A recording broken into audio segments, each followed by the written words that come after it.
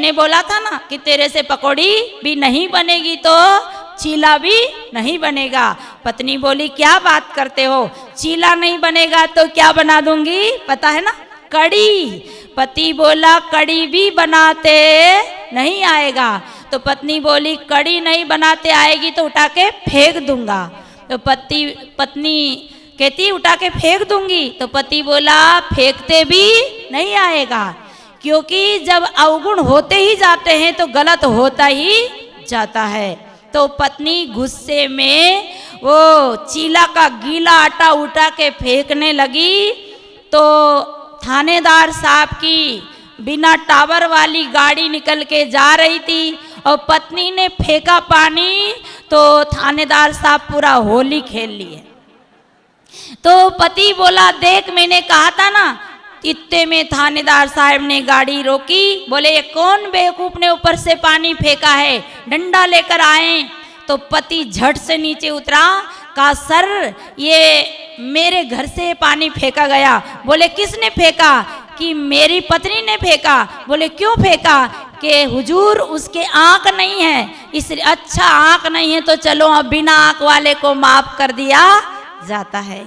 तो सज्जनों समय मेरा हो गया, इसलिए हमेशा हमारा अभिमान हमको सही रास्ता दिखने नहीं देता है। इसलिए अपन को क्या करना है, रास्ता बदलना है, अवगुणों को रास्ता देना है। जैसे आपके मोबाइल में कचरा आ जाता है तो साफ कर देते हैं, ऐसे ही जीवन के अवगुण को साफ करके सद्गुण को अंदर बिठा लेना है। बस इतनी सी बात करना है और मेरा समय पूरा हुआ।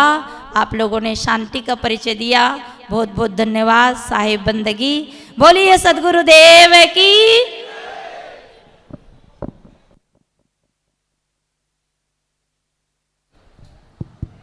बोलिए सद्गुरुदेव की। बहुत सुस्त हैं लोग, लगता है जलपान करके नहीं आए, ऐसे ही आ गए सुनने के लिए। आप लोग सभी लोग हाथ उठाकर जोर से जयकारा लगाएंगे।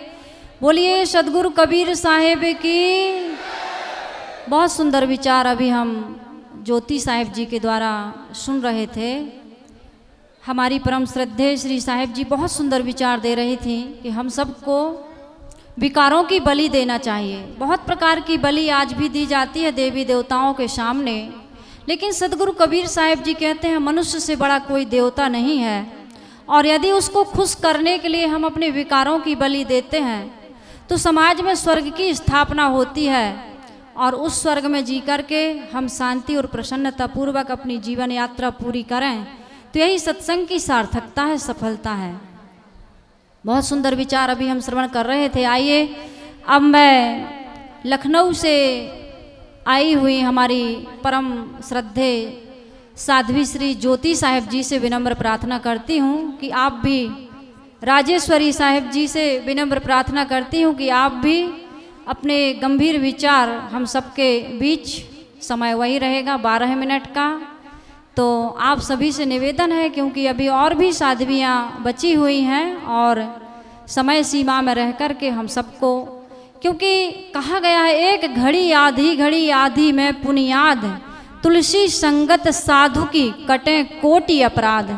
बहुत कहने की आवश्यकता नहीं है, हम थोड़ा जानें, थोड़ा समझें और जितना जानते समझते उसको जीवन में उतार लें तो अपने आप आत्मा का बोध हो जाता है। इसलिए मेरा निवेदन है कि समय सीमा में रह कर के हम सबको संत गुरुजनों के विचार सुनना है। हम सब सुनने के लिए आए हैं। सौभाग्य है कि इस पावन गंगा में हम सबको ज्ञान अमृत मिल रहा है। तो आइए हम साहेब जी के विचारों को सुनते हैं। बोलिए सद्गुरुदेव की जय।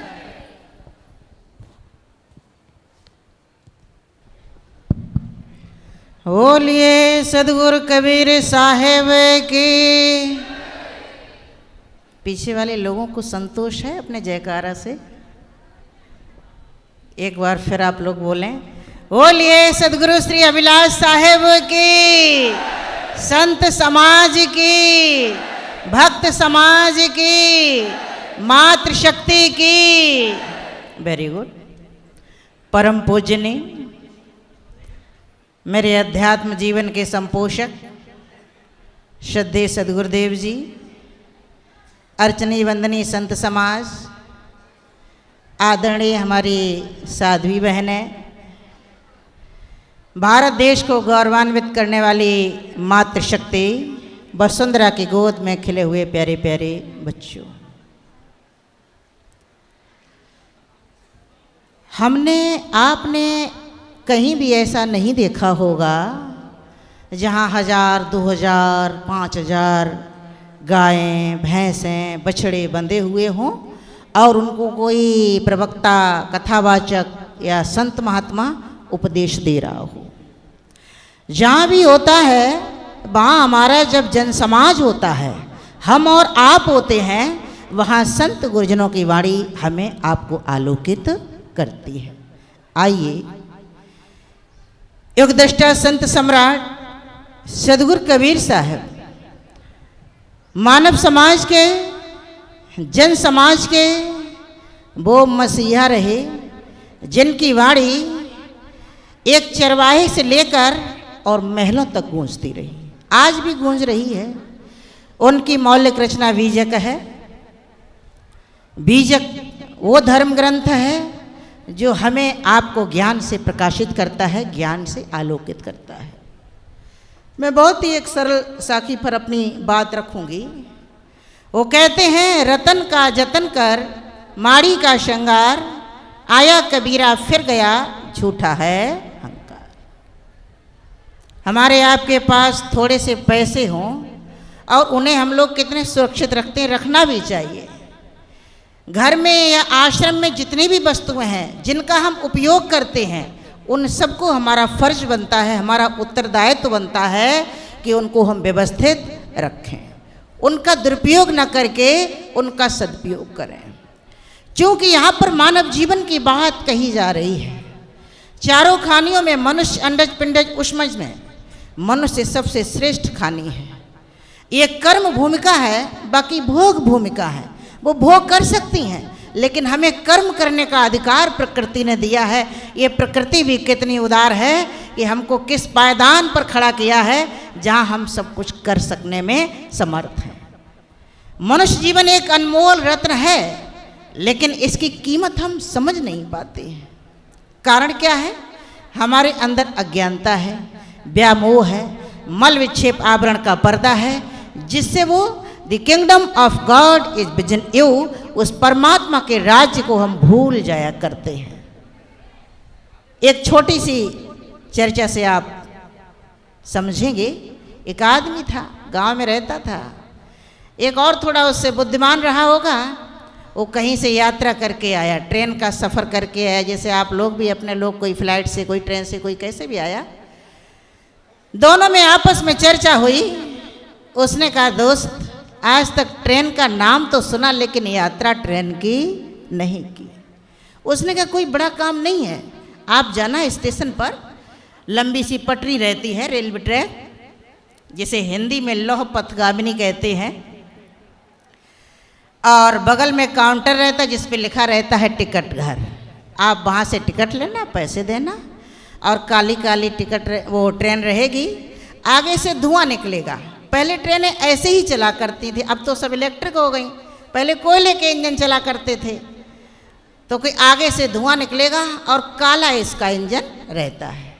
उसने पैसा दिया, टिकट लिया, प्रतीक्षा करने लगा प्लेटफार्म पर। तो ट्रेन तो नहीं आई, सर्दी का मौसम था। एक टीटी बाबू, एकदम लंबे ग्रांडिल जवान, और काला कोट, काला पैंट और मुंह में सिगरेट दबाए, धुआं निकाले चले आ रहे थे। उसने सोचा, हो न हो यही ट्रेन है, क्योंकि देखा ही नहीं था इससे पहले। और पीछे से वो शेख चिल्ली टीटी बाबू के कंधे पकड़ के लटक गया। ओ टीटी बाबू ने, क्या है क्या है, कौन है कौन है, क्या कर रहे हो? उसने कहा, क्या कर रहा हूँ, जब तक लखनऊ से इलाहाबाद प्रयागराज नहीं आएगा तब तक थोड़ी उतरूंगा, क्योंकि मेरे पास टिकट है। बहुत प्रयास कर रहा, नहीं उतर रहा है। आप लोग बहुत खुश हो रहे हैं। ये उसकी कहानी नहीं है, ये हमारी आपकी सबकी कहानी है। हमें प्रकृति ने, हमारे माता पिता ने, हमें कर्मों के संस्कार ने ये मानव जीवन रूपी टिकट दिया है, लेकिन हमारा यात्रा, हमारा गंतव्य स्थल, हमारा लक्ष्य गलत है। हम भटक जाते हैं। हम कितने अंधविश्वास, अवैज्ञानिक मान्यताएं, आंधरूढ़ियों में, चमत्कार में उलझे रहते हैं और जीवन निरर्थक चला जाता है। ये आदमी बात करेगा तो बनावटी करेगा, ये माल बेचेगा तो मिलावटी बेचेगा, और काम करेगा तो दिखावटी करेगा। इससे हमारा कल्याण होने वाला नहीं है। हमें बाहर से हटना पड़ेगा और अपने में डटना पड़ेगा। ये जीवन छोटा है और इसमें व्याधियां बाधाएं बहुत हैं। अभी हमने पूर्व में सुना कि रास्ता ऊबड़ खाबड़ है, लेकिन किसी शायर ने कहा है कि रास्ता सीधा सड़क है, उस पर कुछ खटका नहीं। रास्ता सीधा सड़क है, उस पर कुछ खटका नहीं, और कोई राहबर आज तक उस राह में भटका नहीं। हम लोगों को ठगने के लिए जालसाजी करते हैं, लोगों को गुमराह करते हैं, लोगों के तन मन और धन का शोषण करते हैं। मेरे भाई मेरी बहनों, ये जीवन का उद्देश्य नहीं। जीवन का उद्देश्य आत्मनो मोक्षार्थ है, जगदितायचा। हम समाज का कल्याण करें और आत्म कल्याण करें। समाज का कल्याण करने के लिए हमें शक्ति की आवश्यकता है, साधनों की आवश्यकता है, संपत्ति की आवश्यकता है और स्वस्थ बुद्धि की आवश्यकता है, स्वस्थ समाज की आवश्यकता है। लेकिन अपना कल्याण करने के लिए, अपने को शुद्ध बुद्ध बनाने के लिए, अपना उत्थान करने के लिए हम सहज ही कर सकते हैं। परंतु आदमी अपनी आदत से बाज कहाँ आता है। हम दूसरों के साथ ठगाई करते हैं, जालसाजी करते हैं। गुरुवर कबीर देव कहते हैं, कबीर आप ठगाइए और न ठगिए कोई, आप ठगे सुख उपजे और ठगे दुख। जब जब आपने गलत कदम उठाया, आपकी आत्मा कभी उसको स्वीकार नहीं करती है।